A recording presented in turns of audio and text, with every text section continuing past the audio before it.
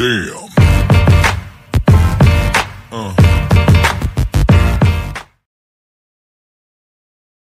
আচ্ছা, গতদিন আমরা দেখছিলাম কিভাবে একটা ইউনিফর্মলি ডিস্ট্রিবিউটেড লোড বা ইউডিএল এর এসএফডিবিএম ডাকতে হয়। আজকে আমরা দেখব ইউনিফর্মলি ভ্যারিং লোডের কিভাবে একটি ইউনিফর্মলি ভ্যারিং লোডে কিভাবে এসএফডিবিএম ডাকতে হয়। তো গতদিনে আমরা আসলে কিছু বেসিক্স শিখছিলাম, সেই বেসিক্সগুলো আসলে আমরা আজকে ইউজ করি এই ড্রয়িংটা আসলে মেইনলি করব। এসএফডিবিএম ড্রয়িংটা আজকে মেইনলি করব আর কি।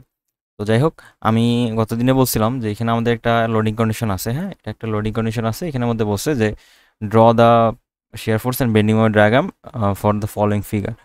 এখন এখানের মধ্যে আমাদের সবার আগে যে বিষয়টা করতে হয়, আমি আগে বলছিলাম যে স্টেপগুলো বলে দিছিলাম, তাই না? যে steps to find out SFD and BMD.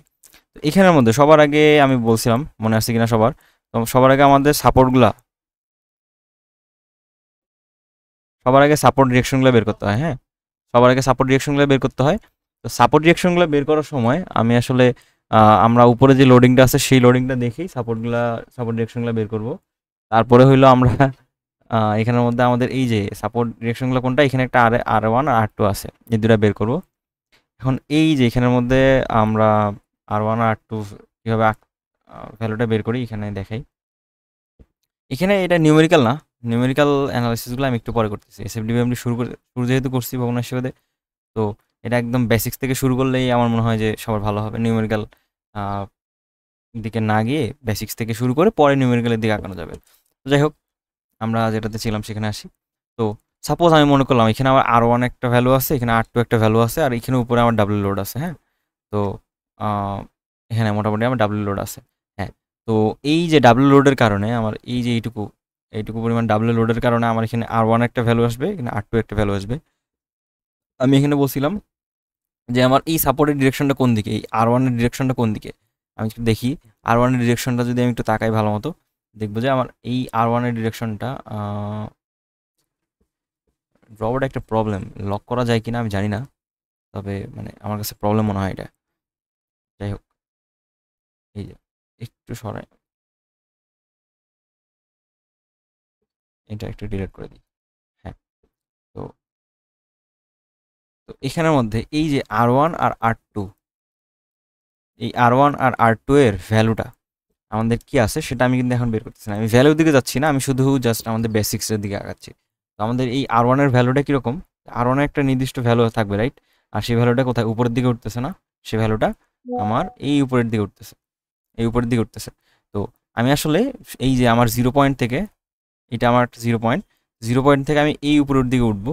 উপরের দিকে উঠবো কতটুকু পরিমাণ, আমার এক্স্যাক্টলি আর ওয়ান পরিমাণ উঠবো। এই যে আমার এক্স্যাক্টলি আর ওয়ান পরিমাণ উঠবো, এখানে এই পয়েন্টের ভ্যালুটা হবে আমার আর ওয়ান, না আর ওয়ানের ভ্যালুটা যতটুকু আমি ততটুকু পরিমাণ উঠলাম। আচ্ছা, এখন আমি গতদিনে একটা কথা বলছিলাম যে আমার যদি লোডিংটা একটা প্যারালাল থাকে, আমার এইখানে আমার এইটুকু এখন কাজে লাগবে আমার কাছে।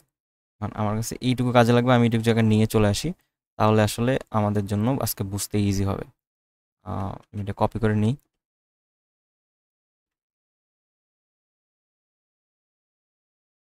হ্যাঁ,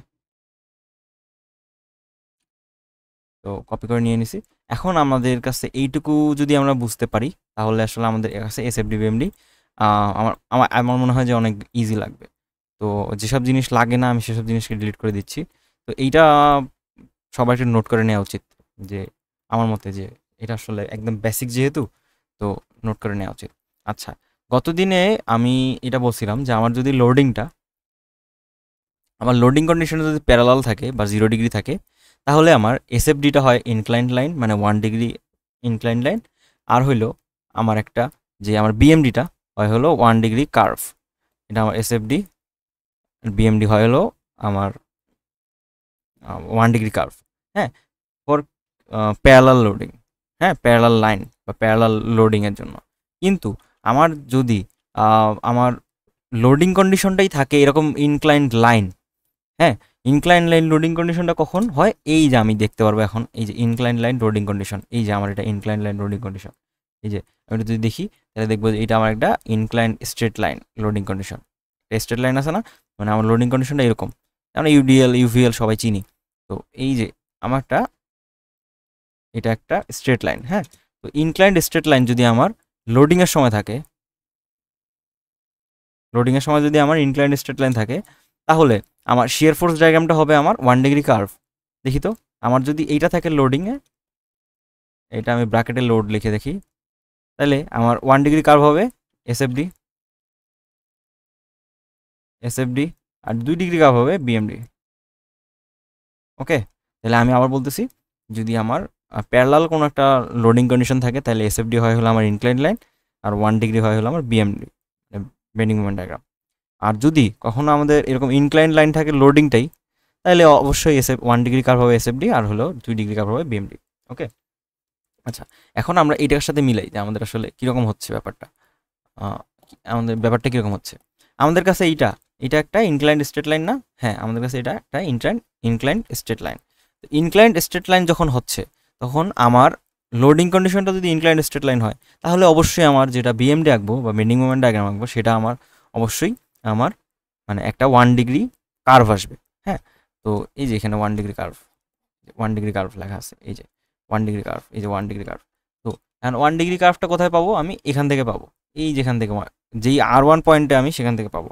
অ্যান্ড 1 ডিগ্রি কার্ভটা যে পাবো, আমি আসলে উপরের দিকে যাবো নাকি নিচের দিকে যাবো, it's all up to the loading condition, right?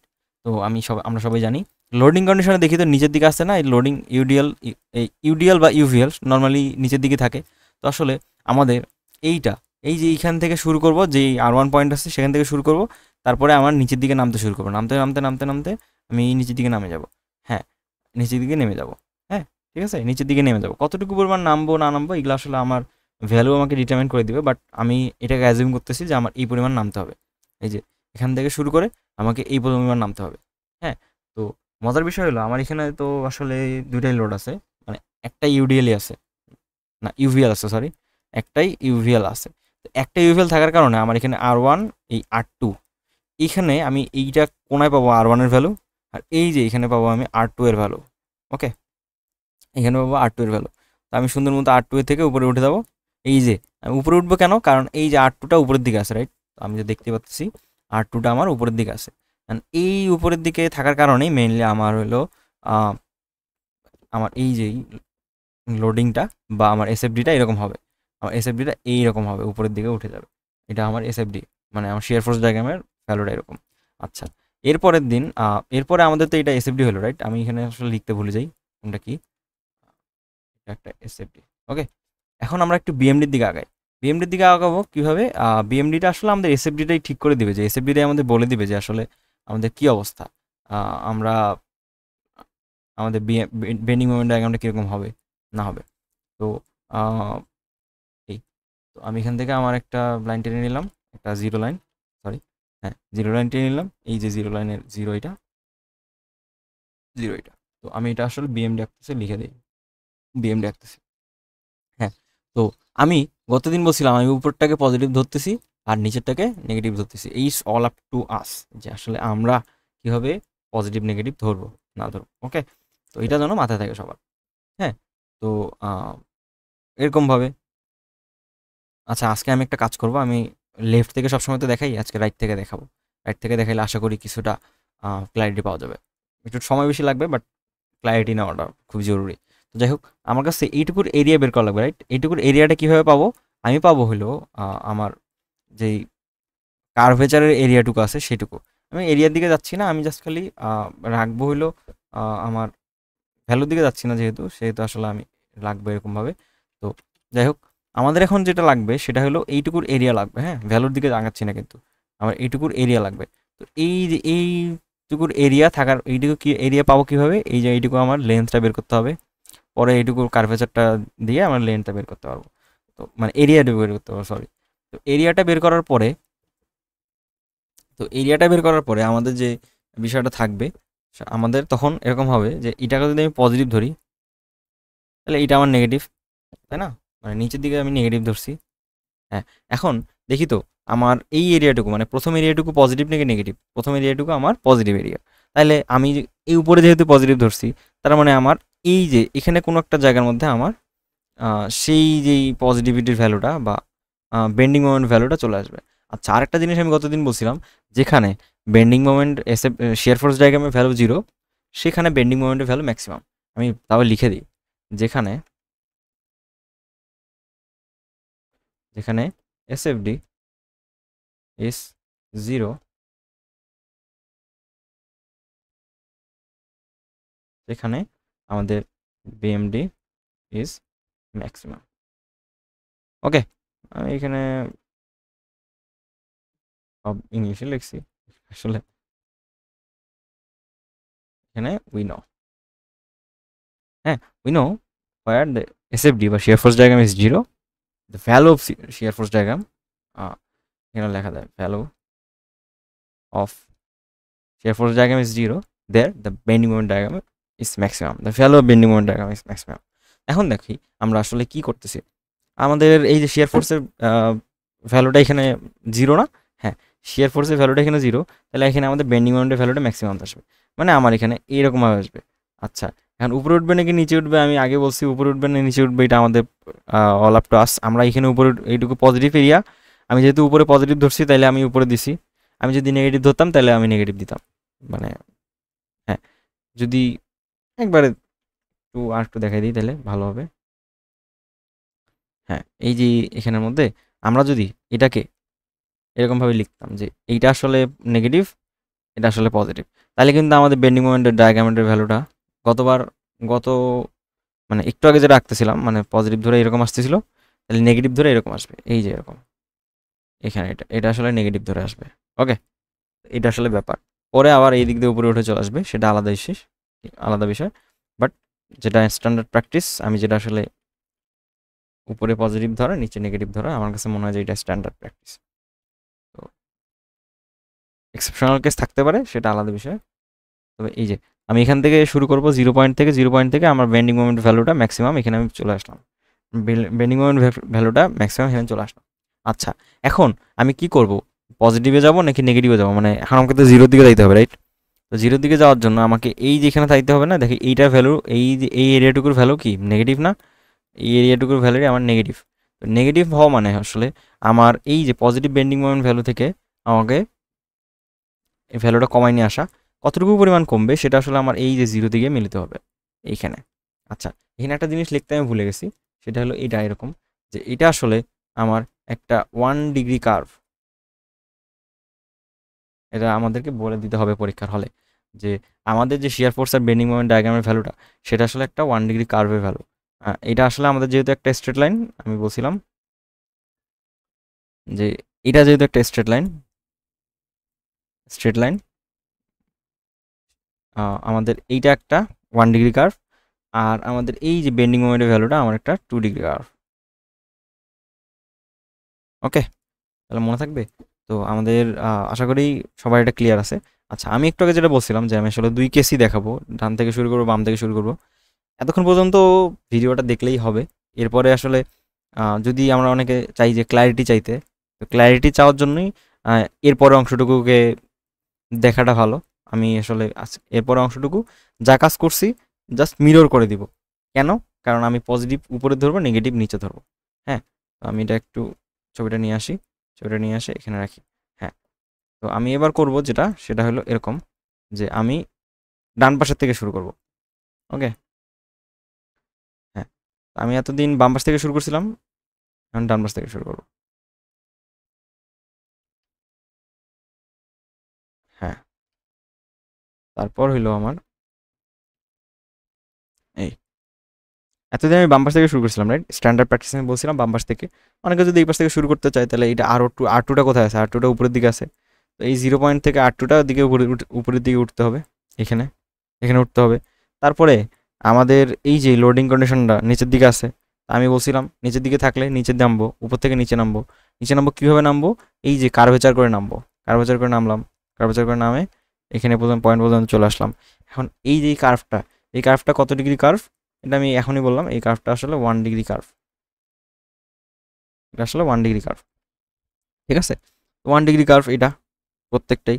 আবার এই যে এই ভ্যালুটা, তাহলে এইটা যদি আর টু এর ভ্যালু হয় আমার, এইটা যদি আর টু এর ভ্যালু হয়, তাহলে এইটুকু ভ্যালু আমার আর1 এর ভ্যালু হবে না? এই আর1 এর ভ্যালু আমি পাই গেলাম। তারপরে এই আর1টা কোথায় আছে? উপরের দিকে উঠতেছে, রাইট? হ্যাঁ, আর1টা উপর দিকে উঠতেছে, তো আমি এই সুন্দর মতো উপরের দিকে উঠে গেলাম। হ্যাঁ, সুন্দর মতো আমার উপর দিকে উঠে গেলাম। এখন উপরের দিকে উঠে গিয়ে আমি আসলে আমার যে ডিজায়ার্ড শেয়ার ফোর্স ডায়াগ্রামটা আঁকতে পারলাম। এই শেয়ার ফোর্স ডায়াগ্রামটা আঁকতে পারলাম। দেখি তো আমাদের আগেরটার সাথে শেয়ার ফোর্স ডায়াগ্রামটা মিল আছে কিনা। হ্যাঁ, মিল আছে, খালি জাস্ট শুধু এই যে এখানের মধ্যে আমি একটা মিরর ধরতে হবে। আমি যদি একটা মানে মিরর ধরি, যদি আমি এটাকে মিরর হিসেবে চিন্তা করি যে এটা একটা মিরর, হ্যাঁ এটা একটা মিরর। এই মিররের আমি এই অংশটুকু আমার এই অংশটুকু, আর এই যে এই পার্টটুকু আমার এইটুকু, মিরর অপোজিট মিরর আর কি, এরকম বিষয়টা।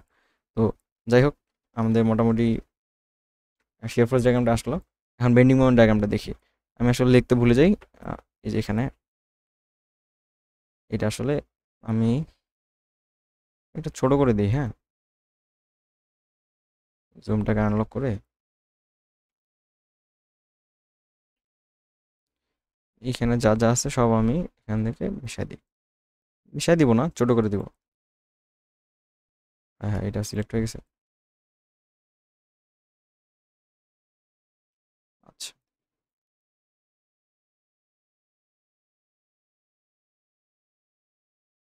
ছোট করে দিছি। এখন আমি আসলে এই যে এগুলো তো আমার আননেসেসারি জিনিস ছিল, এগুলো আমার আননেসেসারি জিনিস, সেগুলো আমি একটু কেটে দিই। একটু সময় লাগতেছে, বাট আশা করি সবার বুঝতে সুবিধা হবে। আচ্ছা, এটার জন্য আমার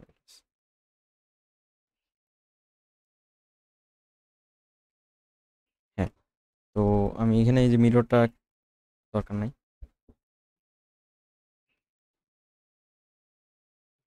হ্যাঁ, এই আমি মোটামুটি পেয়ে গেলাম এখানে আমাদের শেয়ার ফোর্স ডায়াগ্রাম। আমাদের মোটামুটি একটা জায়গা হয়ে গেছে, এসএফ ডি। ওকে, তো এসএফডিটা পেয়ে গেছি। এখন আমাদের বিএমডিটা আঁকতে হবে। তো বিএমডিটা আমি গতবার উপরের দিকে পজিটিভ ধরছিলাম, রাইট? এই যে এখানে উপরের দিকে পজিটিভ ধরছিলাম, সবার যদি মনে থাকে। তো এবার আমি করবো নিচের দিকে পজিটিভ ধরবো, উপরের দিকে নেগেটিভ ধরবো। ওকে, তো আমি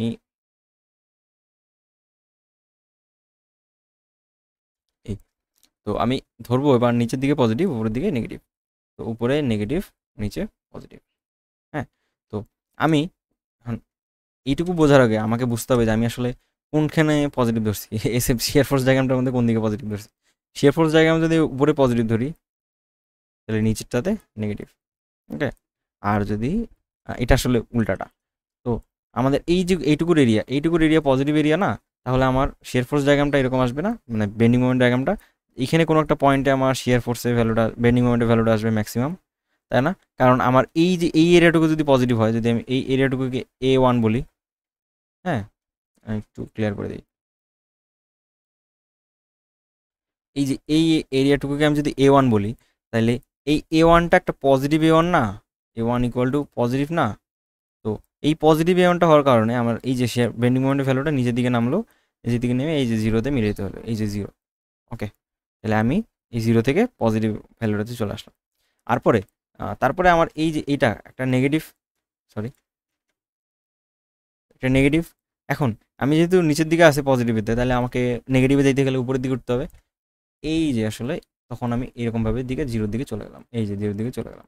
ওকে, তাহলে আমার এই যে এইটা হলো আমার বিএমডির ভ্যালু, বিএমডি এর ম্যাক্সিমাম ভ্যালু, সরি এটা হলো বিএমডি। ওকে, তাহলে আমার শেয়ার ফোর্স ডায়াগ্রাম, নিচেরটাতে আমার bending moment diagram. Bending moment ডায়াগ্রামটা আমি পেয়ে গেছি, শেয়ার ফোর্স ডায়াগ্রামটা পেয়ে গেছি। এটাই মেইনলি আমার ব্যাপার, share force and bending moment ডায়াগ্রামের। অনেক সময় আসলে মানে এরকমভাবে অনেকে দেখতে পারে বা অভ্যস্ত। নর্মালি আমি বাম পাশ থেকে ডান পাশের দিকে আসা অভ্যস্ত। অনেকে যদি ডান পাশ থেকে বাম পাশে আসতে চায়, কোনো অসুবিধা নেই। Shear force diagram, bending moment diagram, সে আসলে যেই দিক থেকে ইচ্ছা সেদিক থেকে শুরু করতে পারে, আলটিমেটলি যেন মানে জিরো হয় আর কি। হ্যাঁ, যে দিক থেকেই পাকনামি করে চলে আসি না কেন আমরা, আলটিমেট ভ্যালুটা যদি জিরো হয়, মানে দুই সাপোর্টে, মানে দুই সাপোর্ট বলবো না, এন্ডে যদি জিরো হয়, তাহলে ওটা অ্যানালিসিসটা ঠিক আছে। কিন্তু যদি ভাই জিরো না হয়, ডান পাশ থেকে হোক আর বাম পাশ থেকে হোক, ওইটা পরীক্ষা হলে জিরো পাবোই। আমাদের জিরো না আসলে স্যার জিরো দিয়ে দিবে, বিষয়টা আসলে এরকম। তো আশা করি আমাদের এই ইউডিএল এর জন্য,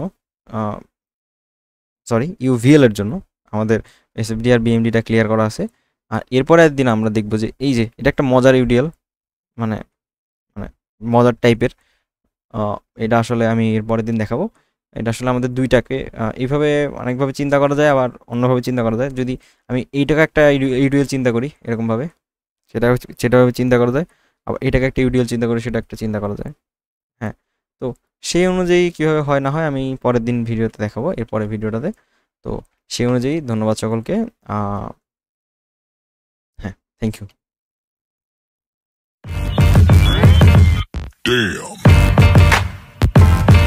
Damn.